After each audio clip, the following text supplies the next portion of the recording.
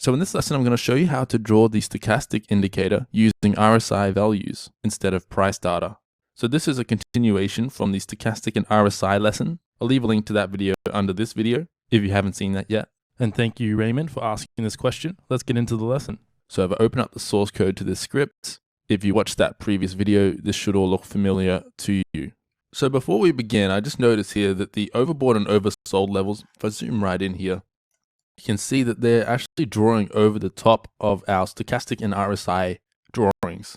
If you want to change the order of your drawing plots so that your overbought and oversold lines are drawing beneath these values, you can just move them down here. So if I Control X, cut these out of there and paste them at the top, and then we save the script, you can see now that the indicator values are drawing over the top of the overbought and oversold thresholds.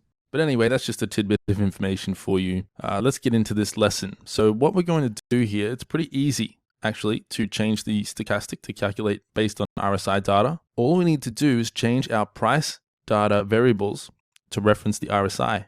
So I'm simply going to copy the RSI value here and paste it over the top of all of our price action variables. So now when I save the script, our K is going to be calculated as a result of 100 multiplied by the RSI value minus the lowest low over the past 14 bars by default.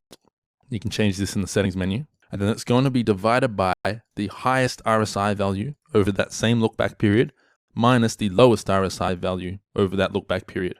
And this will give us a value between 0 and 100. And we'll be calculating the stochastic based on RSI values. Very simple. So let's save the script and watch the magic happen. There we go. Now notice that the stochastic has a lot more swings in it because it's been calculated based on the RSI instead of price action. And that's it. That's all we need to do in order to calculate the stochastic based on the RSI value.